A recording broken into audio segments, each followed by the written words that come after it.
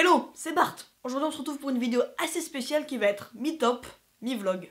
Ça va tout simplement être une vidéo top des 5 choses à faire au Guatemala que je vais illustrer avec des petits moments vlog que j'ai fait là-bas. En numéro 5, on a la ville d'Antigua, ancienne capitale du Guatemala, qui a été élue au patrimoine mondial de l'UNESCO en 1979. Donc là on est à Antigua, qui est l'ancienne capitale du Guatemala. En fait ça a été changé parce qu'il y a eu trop de tremblements de terre et d'éruptions. Et quand les premiers colons sont arrivés, c'était carrément la capitale de l'Amérique centrale. Bon, donc là on est dans un marché assez sympa où ils vendent tous les trucs assez typiques du Guatemala. Je vais vous montrer un peu. Ils vendent énormément de masques, ils font ça sur plusieurs rangées, c'est fou. Je suis un taureau. Salut, c'est moi le jaguar.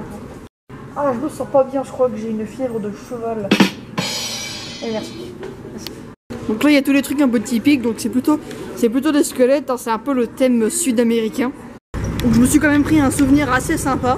Donc voilà, je suis resté en fait dans le thème du squelette, mais c'est marrant.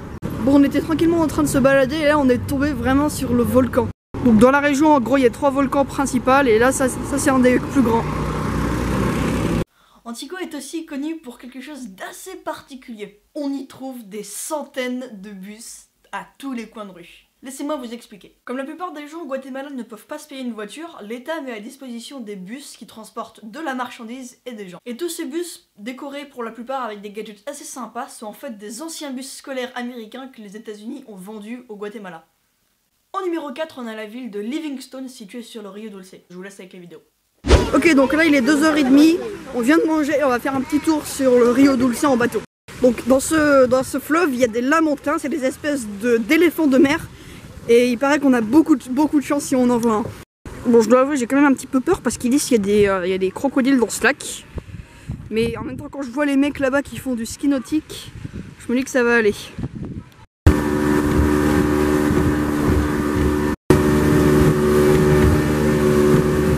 Bon, donc là on revient de Livingstone, qui est une ville qui est accessible qu'en bateau.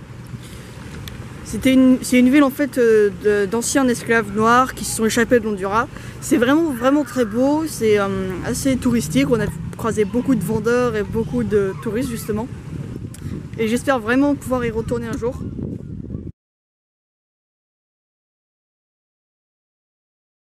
En numéro 3, on se retrouve avec le lac d'Atitlan qui est vraiment magnifique. Et la chose la plus intéressante à faire, c'est sans doute un petit tour sur le lac en bateau en passant par les villes des alentours. Ok, donc là on est à San Juan, ça fait à peu près une demi-heure qu'on s'est arrêté.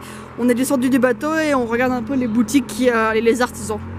Ok, donc là on va aller à San Pedro qui est notre ville, du coup on va reprendre le bateau. On est arrivé et comme vous pouvez le voir et l'entendre surtout, il y a plein de tuk-tuk.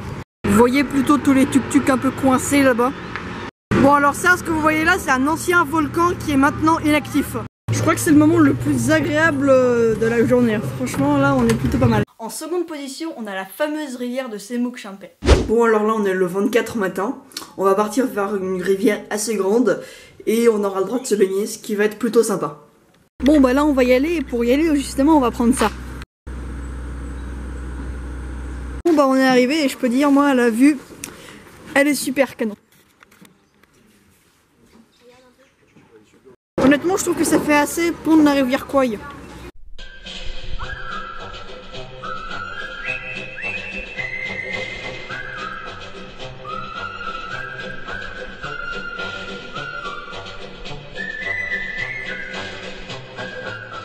Donc là on monte tout en haut pour avoir une vue qui va être super.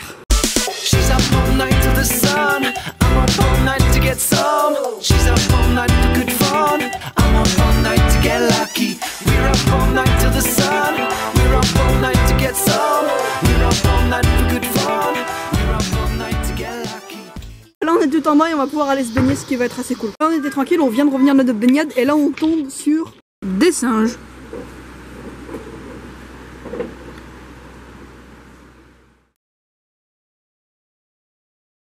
Et en numéro 1, on a la cité de Tikal, classée elle aussi au patrimoine mondial de l'UNESCO. Donc là on va au Grand Square, en Grand Carré, en fait c'est la place la plus grande et c'est ce qu'il y a de plus fascinant. Oh là là, c'est vraiment impressionnant, on voit tous les trucs là, les vestiges, c'est juste magnifique.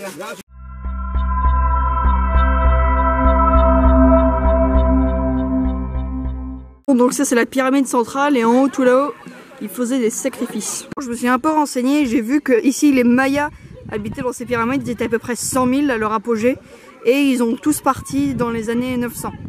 Ok, donc là on est au monde perdu et on va pouvoir escalader ça. Honnêtement la montée ça va, mais je pense que c'est vraiment la descente qui va faire plus peur. Là c'est la descente et franchement ça fait peur.